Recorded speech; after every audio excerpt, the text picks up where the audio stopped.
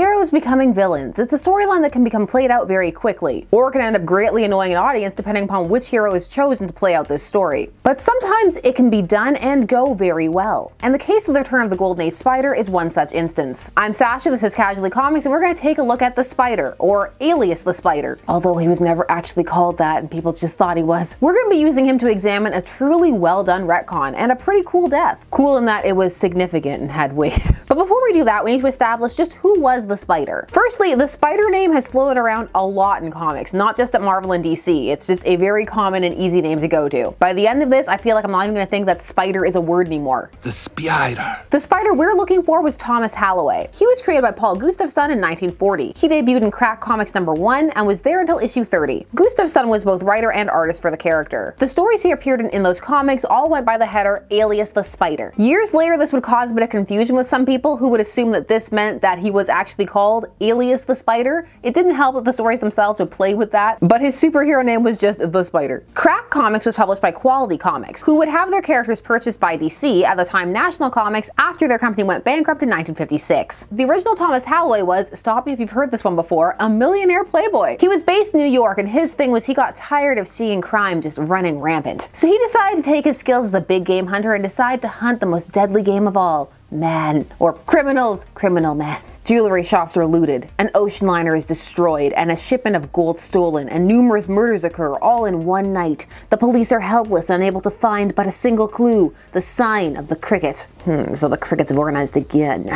Your turn at the target, stranger! I'm afraid this will be my last arrow. Something has come up that needs my attention. What a strange arrow! To the amazement of the bystanders, the stranger's arrow bursts into flames as it leaves the bow, and as it reaches the target, only the arrowhead is left. It looks like a spider! Stevens, the spider! God! In a short time, the roadster is trailing the sedan. Meanwhile, the stranger has changed his attire to that of his alias, the Spider. Oh, look, they said it! They said the title, because that trope is old. Also, yes, he's seemingly the Spider because his first enemy is the Cricket Gang. It's the Golden Age, his lore will evolve as it goes, and some characters, their lore is always just pretty loose, and the Spider is one of them. You don't even get his name in this first issue, or his motivation. Those things come later. Crack Comics are some of the rare Golden Age comics that, despite being originally from Quality, they have been digitized. That's definitely not because of the Spider stories inside, because DC didn't do anything with the character for decades after acquiring Quality's roster. In fact, they only reprinted one of his stories, this in Detective Comics 441 from 1974, and in that era those issues were being padded out by a lot of reprints of older stories. They picked the alias the Spider story from Crack Comics 25, just cuz. Side note for those who are wondering, yes, the Spider does predate Green Arrow. He had an arrow that did random things before it was cool. What I want to know about these early Spider stories is why he, / the creator, decided to go from full pants to shorts. Less than shorts, really. But he's got nothing on the Black Condor's costume, who is also in those books, and is probably why those stories have been digitized. Because when DC did start to do things with the Quality characters, they did play with Black Condor a decent amount. Now, for a long time, the Spider just sat there, and he was one of the more forgotten Golden Age heroes. But then he was completely reimagined, and it was game-changing. And a really good retcon. A retcon is retroactive continuity, so a change you're making in the now that's going to have to slot back into the past. It's very hard to do this in a way that doesn't disrupt what's come before, and oftentimes one just needs to accept some of those rough edges. And if the overall end result is good, most are willing to do so, although there are some retcons that will never sit right with some people, well executed or no. However, there are some retcons that are masterful and cover almost all their bases. The Spider found himself swept in the Shade miniseries, the first one from 1997, which was spinning out of Starman, which was taking place in the new continuity post-Zero Hour Crisis in Time. I always have such a hard time saying 0 hour. My mouth wants to make it one word, 0 hour. Usually with these DC Crisis events, there are certain characters that are more affected than others. The Golden Age villain The Shade was one of these characters post-Zero Hour. He too went through a solid retcon involving his origins, and we'll need to explain it because it's going to factor into the Spider. They're going to become intertwined. All of this is spinning out of James Robinson's love of the Golden Age. His work during this period with it was very solid. I have all of his Starman run right here, actually. It sits behind me, and the Shade story is in this first one. So Robinson has produced some of my favorite work and also some of my least favorite with Cry for Justice. You gotta take creators' work on a case-by-case basis. Anyone can surprise you with a dud or a hit. For our new take on the Spider, we need to head to issue 3 of this mini, When Lightning Strikes. This was written by Robinson with art by Brett Blevins, and inside the story is called Chapter 3, The Spider. Spider. This series series was told through a series of the Shade's journal entries. Because post-Zero Hour, the Shade became a person who journaled aggressively. Dear Diary, mood apathetic. The Shade debuted in 1942 in Flash Comics 33, and was a recurring villain mostly for the Golden and Silver Age Flashes. Both Flashes. He was a man in a skin-tight black outfit with a top hat who had a cane that commanded the powers of shadows and darkness. Post-Zero Hour, which occurred in 1994, he was an Englishman from the 1800s, whose real name was Richard Swift. And yes, they play with that trope with, oh, this fictional character knew real people and influenced them in some way, so he is meant to be the inspiration for the Charles Dickens story, The Old Curiosity Shop. The one that was so popular they say that people stormed the docks to get the conclusion. That story is probably apocryphal just to demonstrate how popular the series was, but it makes the rounds. Who knows, maybe there were scores of people there demanding the finale. Fandom, always the same, third time. In this retcon, it was the Shade himself who was imbued with these shadow powers. So he was no longer a tech-based character, he was now a magical character. As a result of this, he was also immortal. His turn to villainy was part boredom, and later part the influence of Simon Culp, one of his enemies who had accidentally become trapped inside of his body. That's a story for another time. This series frames the Shade's battles with the Golden Age heroes as more for sport, and particularly with the Flash, who has an affinity for the Golden Age Flash. He has the most fun with him. Barry, who would follow, was a Boy Scout, but Jay had wit and guile and wisdom, and that along with his speed made him a god. Jay and I had crossed fences 5 times by now, and each a most glorious joust. I don't know if I agree with that description of Barry, but go on. The Spider enters this story upon Jay Garrick announcing his retirement. He had been working in St. Louis, or do Americans say St. Louis? I never know. Whichever one it is, he was working there. He decides that if the Flash is retiring, he's gonna come to Keystone and be its protector. Sorry for all the people of his former city. And as for Keystone, from the fastest man alive to an archer. Bit of a downgrade. The Shade, however, is intrigued because he missed fighting with Jay, and we get a montage that shows that the Spider can hold his own quite well. It's also interesting seeing the Spider's bright Golden Age costume presented in these more grim, dark 90s tones. The battle inside Keystone's water and power building lasted for over an hour before the Spider emerged triumphant. The Thinker's criminal army had sealed off all means of entry, but the Spider somehow found access, and after stealthily overpowering these henchmen, reached the Thinker and brought the mastermind out to the waiting authorities. In light of the Spider's triumph, this after many other crime-fighting successes since his arrival here last month, it seems the Spider can indeed be called Keystone City's protector. And to further bring the fact home, his illustrious predecessor, the Flash, made a surprise reappearance to publicly endorse the Spider's efforts. The Spider and I only met briefly during my time in the All-Star Squadron, however, it's still with great confidence I say, he's the hero our city needs. A new night. A new joust. You see here they've also lightly retconned the Spider as being part of the All-Star Squadron, just in passing, which works because he would have been around in that era. Now with this public endorsement, the Shade decides that he's gonna engage the Spider, and so he starts to. But just like with his fights with the Flash, he's holding back. And like with the Flash, he wants to know everything about the person he's fighting. And so he starts investigating the Spider, but what he finds isn't exactly what he expected. In the Spider's former city, he finds a criminal underground living in absolute terror because it turns out the Spider isn't what he appears. I was called the Surpriser on account of my powers. I fired different rays from each of my fingers. No one knew what power I'd use. I'm sure you were most surprising, but the Spider fixed it, so I didn't have my powers no more. Why would he be so extreme? Oh, I know full well. We get an interlude with the Spider where he meets Linda Dalt, who is important from a canon perspective in terms of eventually becoming the mother of future Spiders. It's the mantle name that keeps on giving. Now in the Golden Age, the Spider would often run around with unnamed female companions, sometimes seemingly the same one. But admittedly, if you were just reading this mini on its own, this just feel a bit abrupt and out of nowhere, and since it doesn't continue on in this series, it feels a bit like, what's going on? But if you're reading the entire overarching thing, it makes more sense and fits in better. But if you were just to read this mini, this part isolated on its own does feel a bit out of place. This is Linda Dalt. She's a reporter. Weren't they all back in the day? She has dreams of not only writing a story on the Spider, but maybe becoming his aide. Miss Dalt, great to meet you. Call me Spider. It's a nickname I had as a kid that stuck. That's why I kept it instead of calling myself the Phantom Archer or the Yellow Arrow or some other cornball name. Hey, I don't hate the Phantom Archer. That's kind of cool. Now, the Shade has already learned the reveal, but he's gonna hold off for a little bit. We get a little brief interlude where he decides that he's gonna tell Jay, but when he goes and finds him, Jay's having such a good time living his life with Joan that he can't bring himself to interrupt that, so he decides he's gonna deal with the Spider on his own. And so we get to our confrontation and the reveal that the Spider isn't a hero at all. He's a secret crime lord. Hello, Spider. Shade.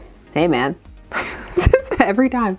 What's up? You seem very calm. I've been expecting it is all. Looking forward to it, in point of fact. This is it, huh? You know? How do you know I know? Because the fights we've been having, the dumb creatures you've been creating from Shadow, they're like when you fought the Flash and were being easy with them, right? You're being easy on me too? The hey man sends me every time. It's just so casual. Sup? Just polishing my arrows alone in the dark. I made inquiries in St. Louis. You had a home there. I was curious why you'd leave that glory for the Flash's sloppy seconds. I learned that you were the city's champion, taking on all criminals big and small, appearing to keep crime to an amazing low, when what you were really doing was eliminating the competition. You had a criminal empire in St. Louis, and anyone who could have revealed this was intimidated or killed. You acted the hero, and yet committed robbery and murder, not to mention smuggling and the 3 cases of kidnapping. All that, and I still get invited to All-Star Squadron reunion dinners. How did you find out? The shading in this scene, no pun intended, is really working for it. It's so moody and ominous. It really elevates the tone. Those you scared into silence, I scared more and got them talking again. The only thing I didn't learn is why you relocated. You had it all there. To be honest, I got the feeling people were beginning to suspect. Just a few more than I could kill or silence. I figured skip while I was ahead. But why Keystone? Well, that has more to do with you than Garrick. I mean, you cut off enough people's hands and eventually someone's bound to talk. But we're not done. This is a tale of 2 reveals. Yet the next one ties more into the Shade's new backstory. When the Shade's powers manifested, it was while a criminal family, the Ludlows, were seeking to frame him for the killing of their business associate. But when they tried to kill him, shadows everywhere, tentacles, people dead. Except for 2 Ludlow twins. This was the start of a generational vendetta against the Shade. All members of the family are sworn to uphold it if possible. Some train their entire lifetimes to achieve this moment. And so we have our second reveal, that the Spider isn't just Thomas Halloway, but Thomas Ludlow Halloway. He's the latest in the line to try his hand at this vendetta. The Spider's been biding his time, waiting, studying, at the same time amassing his own criminal empire, because he still comes from this criminal family. All of this so we can take him out with an admittedly very cheesy arrow to the forehead. Head on, applied directly to forehead. We're gonna say the Shade was surprised. There was a lot of reveals. It gave him time to get shot by an arrow. Although that is in keeping with the Golden Age Spider. His arrows just did things sometimes. As did he as the Spider. He never really solidified into having a proper modus operandi. Perhaps that's why he didn't end up making it or really catching on. There were a lot of heroes being created back then. The Spider would have been a dime a dozen. Now, our modern Spider loses massive points for the next part of his plan. He falls into the villain trap of monologuing excessively. Although, his plan was very solid, and it's the kind of plan where if he succeeds, no one will ever know about it, so he needs to tell somebody. So another reason he hadn't attempted to kill the Shade yet was because he was collecting shadow residue from him. It's not as gross as it sounds. He's not really confident that he can kill the Shade, really, outright, directly. The Shade's some kind of Cthulhian horror at this point. So instead what he plans to do is frame the Shade for killing Jay Garrick and his wife. Then he'll put the black residue all over them, goop over everybody. If he does this, he says the vendetta will be launched against the Shade by all of the other heroes. And then one of the darker ones will kill him for him. So this plays well because it's also an evolution of the type of manipulation that the Ludlow family is known for in this story. I thought you said you wanted to kill me. No, I said I want to destroy you. I realized I might never be able to physically kill you. I know fire weakens your power, which is how I'm subduing you now. But killing you? I'm not so sure it's possible. So instead I decided to hit you where it would hurt you most. By destroying the idealized existence you have, you'll be a hunted rabbit, and I'll be the wealthiest man in Keystone. If only he had planned to be the smartest man in Keystone. Because his logic here is that he's gonna put him in front of a fire. But what do fires do? They darken rooms and fill them with shadows, which are empowering the Shade. Look at the shapes around you. No, I'll... Not a second time.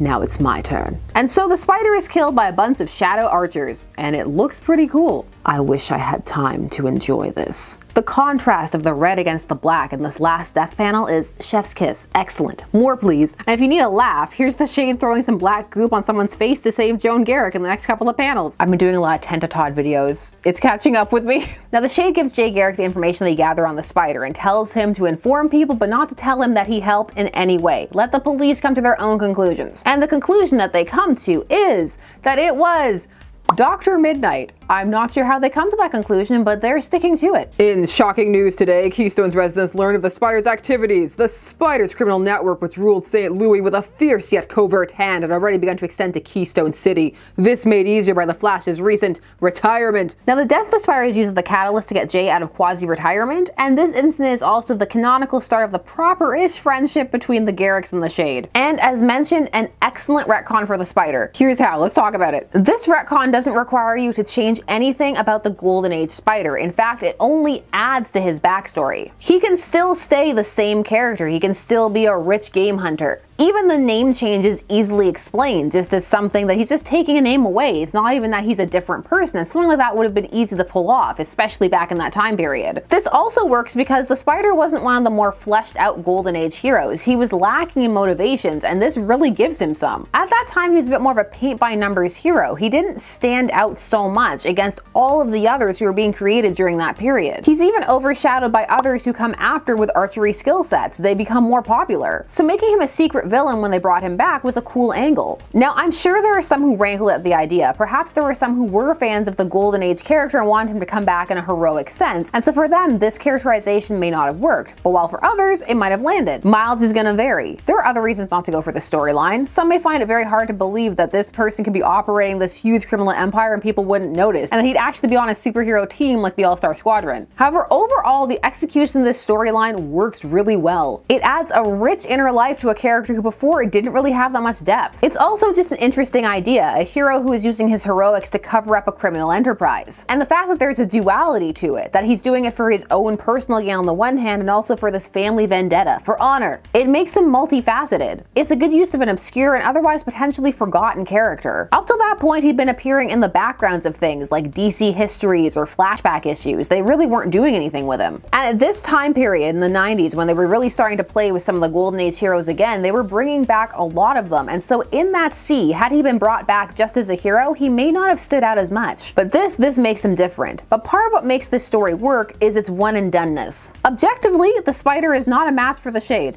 He tried, A for effort. So it makes sense that he's taken out so quickly. Now, had that part not been included, this connection to the Shade, he could have potentially hung around longer and become some kind of crime boss, and you could still have had the generational element because he has children, and then that could have been factored in. But that would have been a bit of a different story, and it wouldn't have matched as much with the showboaty element of the character, the one who liked being a hero and showing off, and that had been present since the Golden Age. But it must be noted that there were other options for how one could have taken this, and you didn't need to add both elements. I'm just a fan of the fact that they did incorporate those two reveals together. I feel like they're very strong and that they strengthen all characters involved and also the tapestry of the DC universe. Now, they did play a bit more with this version of the Spider just a little later on in the year 2000. This stars in Stripes issue 9. This was written by Jeff Johns with art by Scott Collins. This is a flashback issue where Stripesy, aka Pat Dugan, tells Courtney and Mike about the final case of the 7 Soldiers of Victory. So one thing you'll note right away is that the Spider is being added now to the 7 Soldiers as well as to All-Star Squadron. The Spider appears and gone is his bright bird-like costume. Instead, we have a darker ensemble, reminiscent of what his son will wear as the Spider. He's there to send the soldiers into a trap, but he is revealed in that story to be a villain, but that's to Wing, the sidekick slash partner of the Crimson Avenger who dies in that issue, so people don't find out until later on. Unlike the Shade appearance, this one isn't as strong. It doesn't carry the same weight, and the Spider's motivations are more confusing. You're also entering territory where you're trying to retcon the retcon, and that's making things more complicated and convoluted than they need to be. For example, just the fact now you have to think about,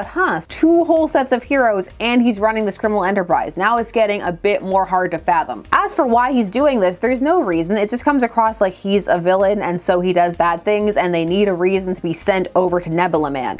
Nebula Man. The thing is, this is adding extra steps, and the way it rolls out is very quick. Just all of a sudden someone comes in and, oh, he's a traitor, and then they're dead. And then later in the issue, there's a panel that shows, and then years later, we learned that the Shade killed him. He was evil the whole time. This appearance highlights how the Spider concept works better as a one and done. Just a brief story to bring the character back, introduce this new element, that ends, and then the descendants of the Spider carry on. If you get into the territory of trying to add on to retcons, or as mentioned, retcon the retcon, things can end up spiraling really fast. It's a real art to be able to do that. Of course, if you can pull it off, then that's the masterstroke, and I think that's why people try so hard to do so. No risk, no reward. No paid, no gain. When it works, it really works, and when it doesn't, you fall flat in your face and make things so much more confusing. Stars and Stripes number 9 isn't a bad issue. It just isn't a strong showcase for this concept of the Spider as a secret villain. The Shade number 3, though, let's see if I can flip to it.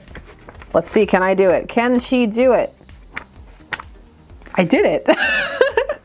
There he is, getting killed by the Shade. This is one of my favorite issues just by itself. When I go and reread this mini, sometimes I'll just reread this issue even by itself. We all have our favorite issues. This is one of mine. And that is the Golden Age Spider and a very strong retcon. But those are just my opinions and I want to hear yours. Do you disagree entirely? Think it's not that cool? Think I'm way too excited? You can say that, it's fine. Do you like it? Do you think it's interesting? Do you want to hear more about the Golden Age Spider? Perhaps a retrospective of some kind? I'll take things that only I want for 100. Please, somebody else want that. Want it with me. Also, just tell me what some of your favorite retcons are. It's so easy to dwell on the bad ones and fun, but it can be fun to talk about the good ones too, or even ones that aren't necessarily good but that you enjoy anyway. Share them all down below. While you're down there, please do all the YouTube things. Like, share, comment, subscribe, and hit the bell notification so that you never miss a vid. Thanks so much for taking some time out of your day to spend discussing comics with me. I always appreciate it, and I will see you again soon. Bye-bye.